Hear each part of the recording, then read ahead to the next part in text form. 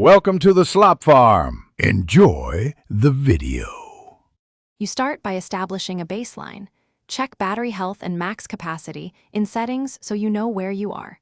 Next, close or force stop high drain apps and toggle off radios you don't need. This reduces load immediately.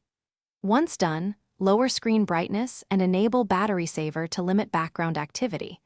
Make sure to remove any thick case that traps heat because thermal stress accelerates wear. These first steps stabilize the device and prepare it for deeper recovery actions. You should calibrate the battery with a controlled charge cycle. Drain to near zero and charge uninterrupted to 100% once, then use normal charging habits. Use the manufacturer or certified charger to avoid excess heat. Temperature is the enemy of capacity. Make sure to update the OS and uninstall or restrict apps that spike CPU or network usage.